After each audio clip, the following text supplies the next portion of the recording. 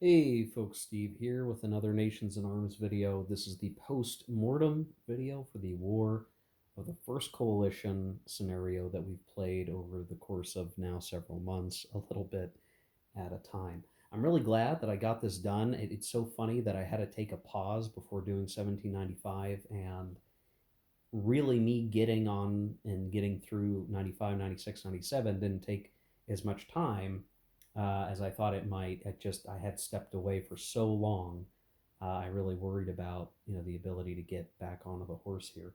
And I definitely wanted to, because I've had this game set up for so long that I just had to get through more of the game.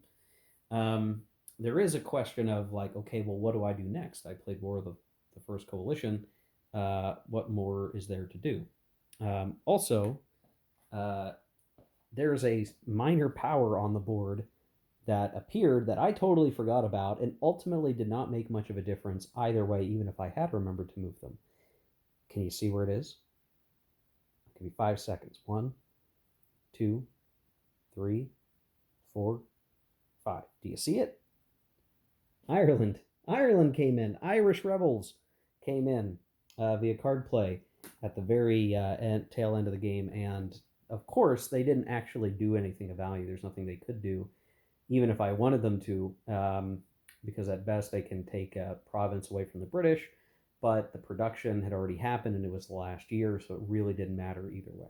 Anyway, so let's talk about things. This is not a review of the game. Just as a reminder, my postmortems are not reviews. They're just what I think of how the campaign went and generally my thoughts on it.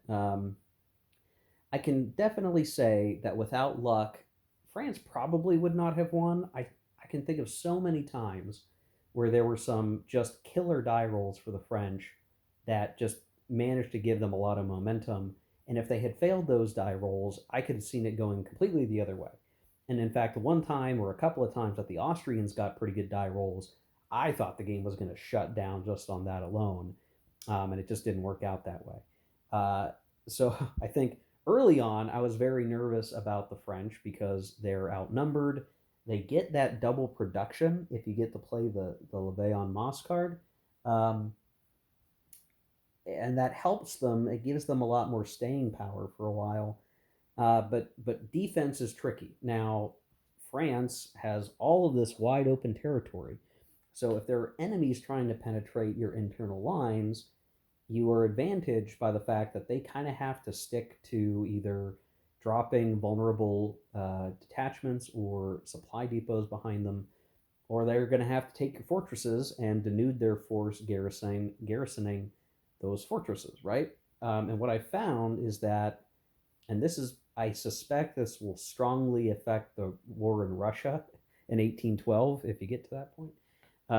That any force that is operating outside of its national borders and hopes to take uh, territory is going to be bleeding forces as they go, and it's hard to come back from that. So if you want to maintain your supply line, you're dropping detachments, or maybe you brought enough supply depots, but there's only so many of those to go around, and you're taking fortresses. And if you want to keep those, keep what you've taken, you've got to lose a step to bring the garrison back up to strength.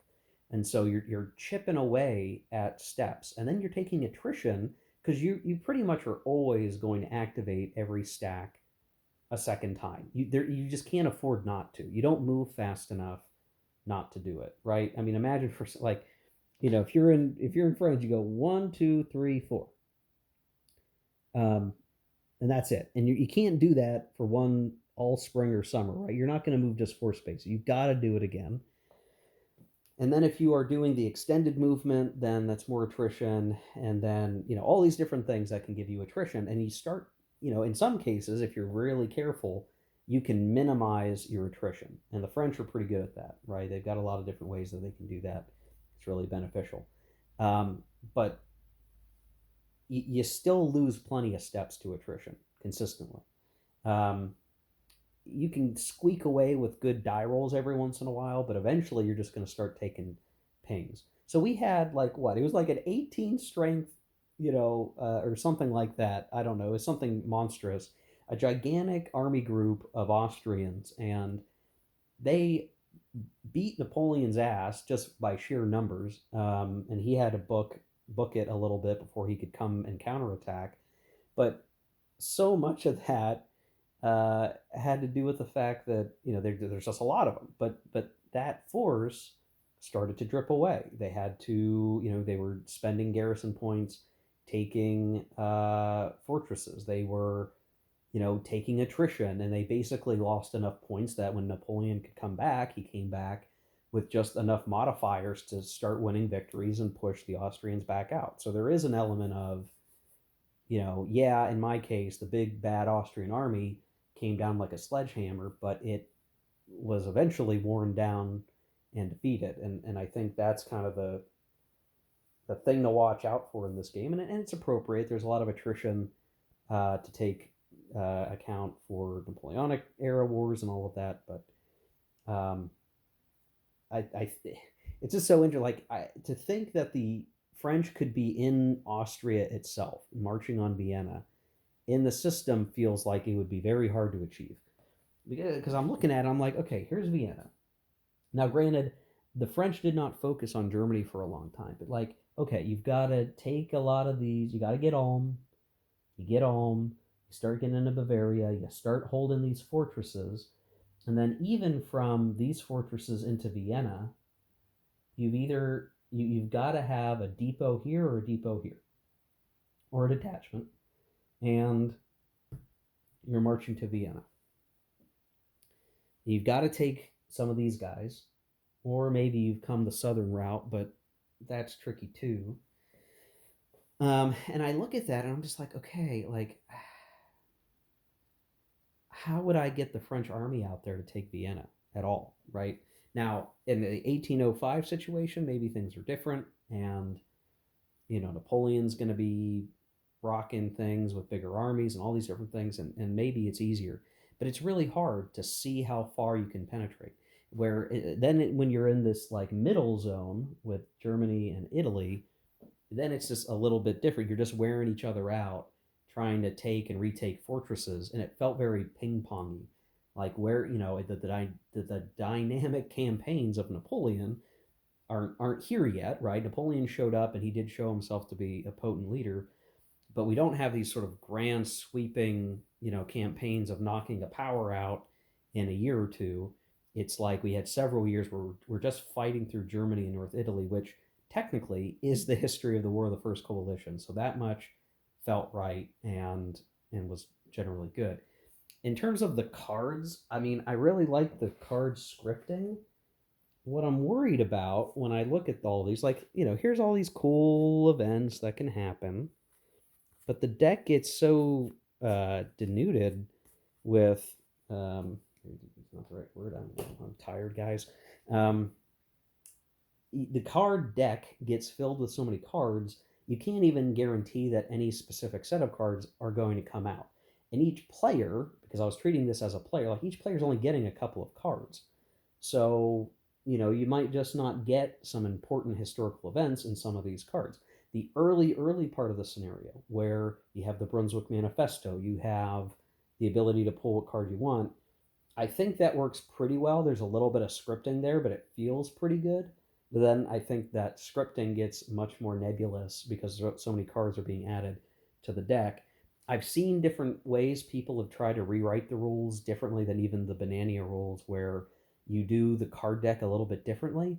And in my opinion, that would be very bad for this scenario because it screws up based on the versions of the rules that I had read that were the variant rules someone came up with. These might even be in the Bjorn version of the rules.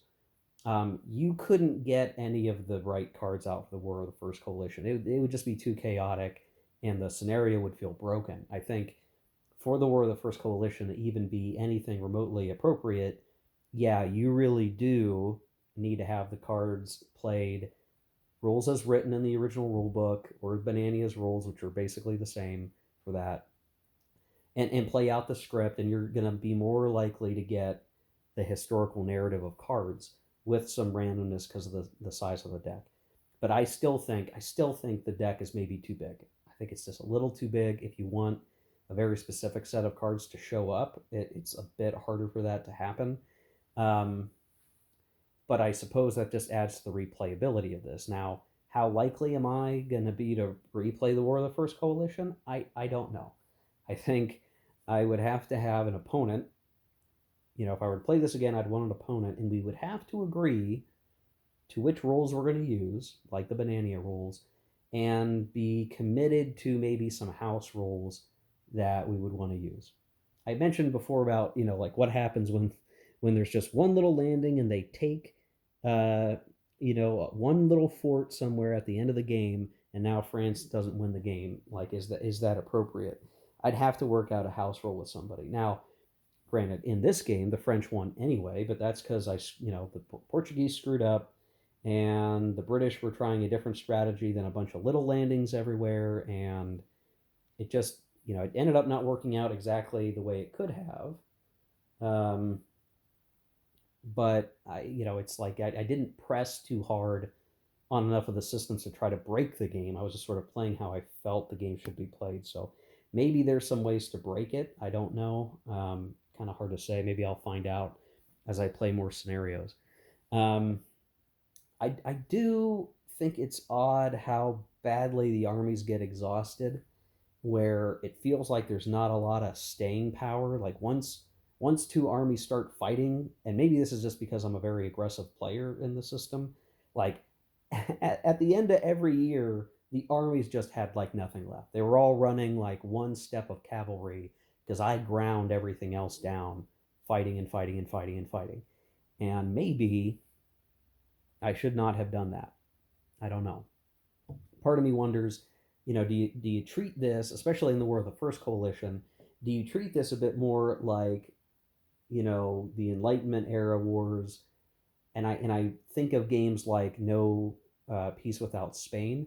Now that's a card-driven game with point-to-point movement, but in that game it is very much a game of maneuver around taking fortresses and sieging fortresses and deciding whether or not you're going to go for a big battle that could prove very decisive, and it was very risky to be in battle. So what you were trying to do is siege and beat the siege clock better than your opponent, and then leveraging that into more victories. I quite like the No Peace Without Spain system, by the way, but this is obviously a different game system, and it's hex and counter. But if it's reflecting more the earlier period than the purely Napoleonic period, maybe what I should have been doing is focusing more on, finding a fortress to besiege and hold that, and then force the enemy to respond. But instead, it was like, oh, we're clearly going to fight at Strasbourg, and we're going to fight a lot, and that's just the way it was, Or we're going to fight around Brussels, and we're going to do it a lot because there's just nowhere else better to go. It doesn't make sense to be gallivanting in Thuringia, or even northern Bavaria. There's just no reason to. They're like the clear avenues of advancement are what they are, and you're going to be fighting right around those areas. Um, the other factor, and I had mentioned this before, is I mean, why not fight down to the nubs? Because you're going to get to rebuild a lot of stuff back anyway. And I would be interested to compare this experience with other players who probably play a bit differently than I do, where if you're more conservative, right? Maybe if you're more conservative, you're not taking as many step losses. Maybe in that case, like you really are building out your whole force pool. There was always more units in the force pool left over after production, but I felt like I was always building back up most of what I needed. Um, but if you weren't going balls to the wall every time, then and maybe you kept, you used avoid before combat a lot more, or you did it just as much as you could humanly possibly do it, and kept building up the strength of your forces, and in the long scheme of things, you had bigger armies. Maybe that would be better. But if the enemy still brings you to the fight, you're going to fight. So, and then you waste a bunch of money because you're not spending your pounds, your credits, your dollars, whatever, on units, or it's wasted, right? So if you're not building up units because they all died, maybe you managed to build out your force pool, and then you have a lot of wasted money, because you can't save it. The only faction that can really save it consistently, I think is Britain, or there's something in the rules about that. Like having a lump sum of money left over doesn't do you a whole lot of good. So you might as well be more aggressive so you can spend that money so it doesn't go to waste to replenish units, and you get more territory maybe on the map, and you put your opponent in a better, or you put your opponent in a worse position.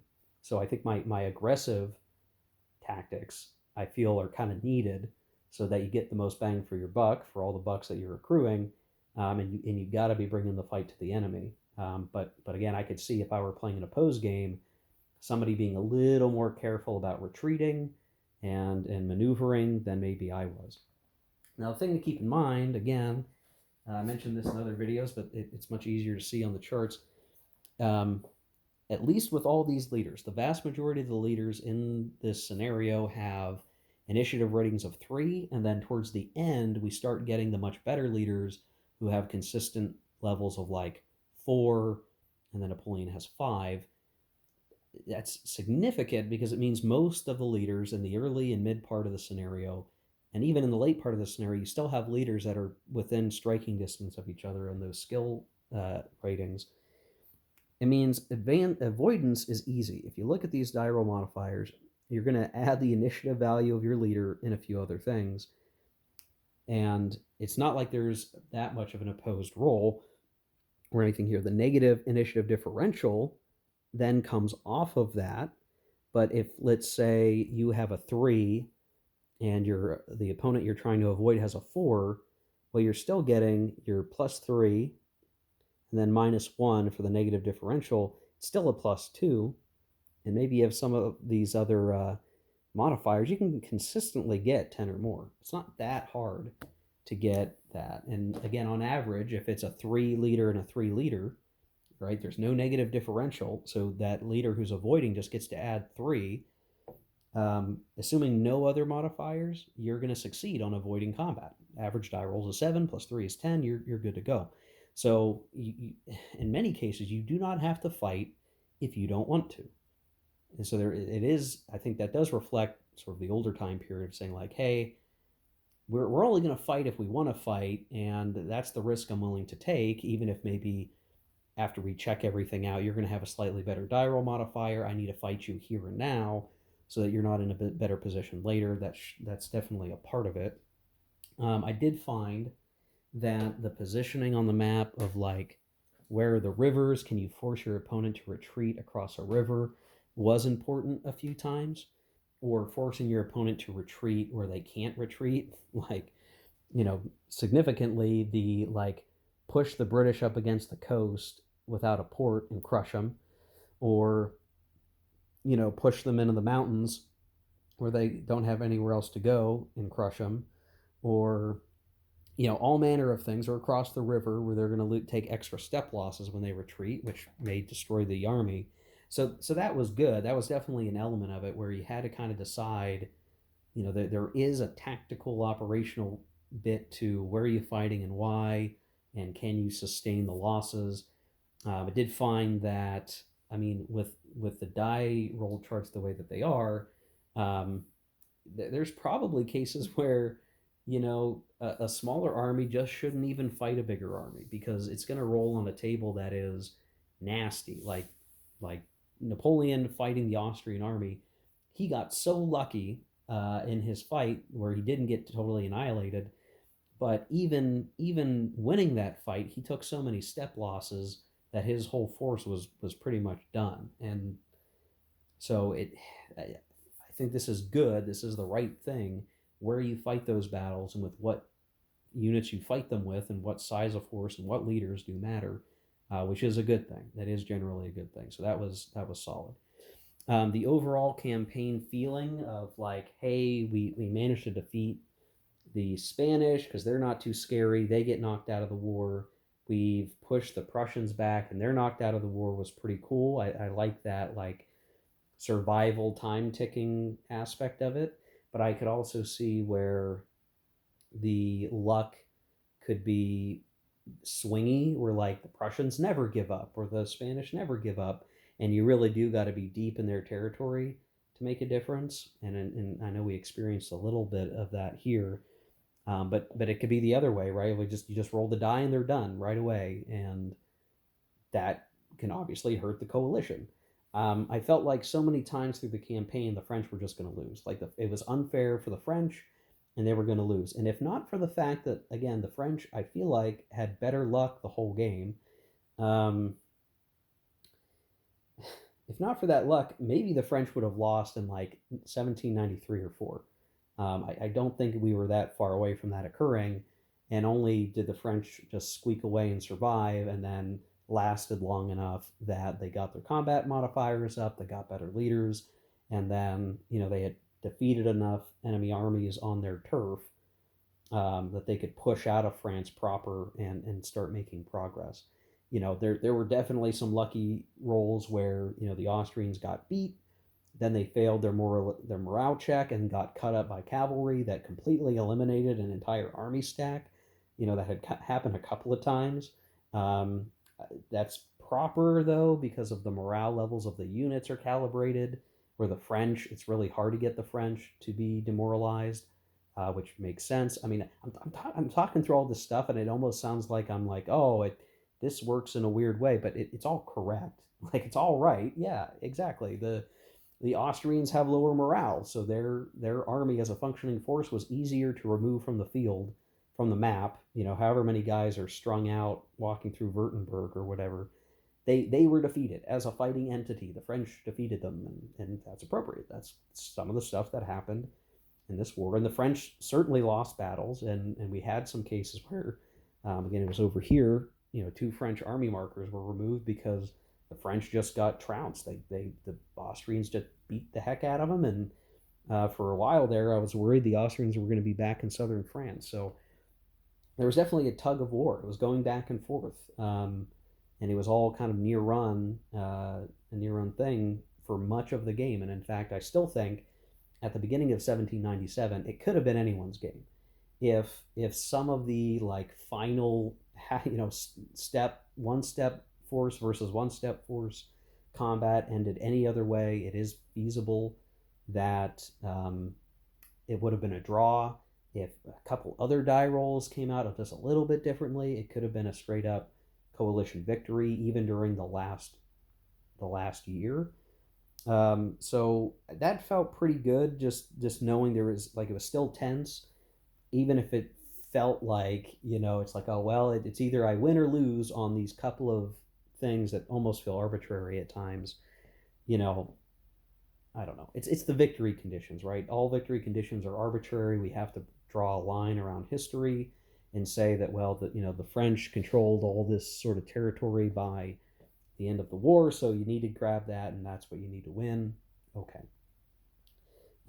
If this were like a big multiplayer game, something more akin to like the situation you find in Empires in Arms or something, where there's like six people and they all have a way they want to win, then I could see this being a bit different. This is a little more contrived of a scenario. It's not the 1805 campaign where if you have enough players, you can play that way. You can play it like everyone's got their own way to win and they want to win, and the coalition is less consolidated than it might otherwise be. But this scenario for War of the First Coalition is just simply a different story, and it's a different narrative, and obviously different mechanics are going to rule it as it happens. So, what else is there to say? Uh, oh, I did like the rebellion armies that we had to deal with. That was kind of an interesting puzzle, and it made France feel even tougher. Britain got hit with a couple of them, but only the Highlanders caused any real mischief. But I did like the mechanic. I thought that was interesting. Um, let's see what else. I did end up creating spreadsheets to help me manage the production. I found that to be kind of tedious a little bit, but once I got into the rhythm of like, okay, this is the production they had last time, nothing's really changed, and I kept track of what I bought year after year, so it was like, oh yeah, okay, Austria is probably going to buy another 10 steps of infantry. Like they're just going to do that. And I need to figure out where they're going to go, but they're at least going to build that, and I can yeah, I could start to kind of get into a rhythm of getting through production fast. Where initially it was hard because I was trying to figure out, okay, I'm gonna buy 2 steps of this, and then I got to pay for the artillery point, and it took a little while to get my brain into the right train of thought, but I think I got there.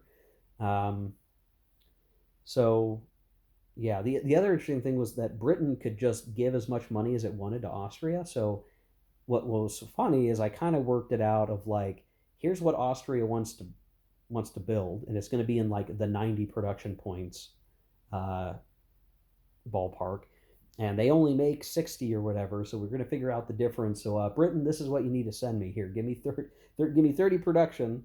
There's no limit on what Britain can give, and Britain makes too much money for itself that it can barely build anything in terms of units every turn. It's combat step build limit every year is only 6 steps total, which is practically nothing compared to everybody else. Everyone else is making like 3 times as much as that. Britain could bankroll Austria, and that's what they did. That was the only best thing that they could do uh, to make all of that work, and it did. That was interesting. It was Britain funneling money to Austria to field these gigantic armies to fight on the continent, while Austria tried to stab France in the back. They even, managed to get back into Holland, which I thought might have been the death knell of the campaign, because if France could not get back into Amsterdam, that was going to be it, because Amsterdam was a required victory province. But we managed to do it, mostly because the British did lose a fight that was close and failed their morale check, which just put them in really bad shape to begin with, the whole way down, as it were. So yeah, I don't know. I think to me, the War of the First Coalition and even the scenarios that cover the War of the Second Coalition are a highlight of this game, this product, Nations in Arms from Compass Games, because most most all Napoleonic era war games just don't include the war of the actual revolution. They just don't. It's all Napoleon all the time. If you're lucky, they throw you a bone and you get a 1796 scenario. And you see that a lot because all they have to do is look at Italy and just work it that way, and they can squeak it in with the existing components of the game. But to actually do a whole War of the First Coalition takes some component investment. You got to create counters for it. You got to create bits of the map that match what's going on. You have to have rules that govern the War of the First Coalition. And no other, I can't think of any other game that even tries it. It even tries to do it like this. That isn't from the same designer anyway. There is a magazine game, Pitts War, that has this by the same guy who did this game. War and Peace supposedly is going to maybe try to have some War of the First Coalition scenarios in the future, but I'm not holding my breath on that. So this was really it. This was like, hey, you want to play War of the First Coalition as a war game, this is your opportunity, this is it. And I feel pretty satisfied by it in terms of what I wanted, right? I wanted the narrative, and if you are playing this and you're like reading the Wikipedia article, because there's not very many good books about the War of the First Coalition, and if anyone knows any, please tell me, because most of what I can get is cribbing off books that are about the revolution itself, which are fun and good and great and whatever. Fun to read. Hard, dark times. But they kind of talk about the war, or you get the Napoleonic history books that give you the cliff notes of the War of the First Coalition. So it's hard to find a book that's just about War of the First Coalition. So Wikipedia sometimes has to suffice, but I felt pretty good about like comparing the summaries from the books and the Wikipedia article as my sort of source of consuming things on the War of the First Coalition. And the card play and the way the fighting all has broken out over the course of this campaign are pretty close to the history, all within reason. And obviously, I'm doing things ahistorically or out of order, or I'm playing the table. But everything that happened at the table is, feels generally in the big broad strokes in line with the history of the War of the First Coalition. Dumouriez, Moreau, Bonaparte, the leaders are there, which is cool. There are the breaks on the French unit capabilities, by limiting their combat bonuses, where the cards provide training. All these things come together pretty well. And I think it's a real strength of the product that you can play this, that you can play this at all, that it's even a workable, playable scenario. I'm super happy about it. Granted, I have to use my own control markers to kind of help because the map is a bit busy. I still like this map more than War and Peace by quite a bit, but it's a little messy there, and the rules have been tricky. And I have to admit, I'm sure at various points across the campaign, I misapplied a rule. I'm sure that happened somewhere. I'm not, I just assumed it's happened. I do think there are times where like the rules aren't super duper clear, even Bananias, where you're just trying to make sense of what happens in the situation. Am I reading this right? And that's not Banania's fault. That's still the original game's fault of just, here's a game that was written in French, translated to English. We're all trying to make sense of it. And apparently, I still call it the Napoleonic curse. Most Napoleonic strategic war games, there's something wrong with the rules. There's something challenging where you have to constantly be rechecking the rules on how this situation works because it's weird like this, and all of all that stuff still applied. It's not to crap on the game or anything, and it's not to shame on Banania for his rewrite. He actually has helped make this much easier to run. It's not, and I'm complaining about it, but it's not that bad. It's not the end of the world. I don't see it as a huge bad thing.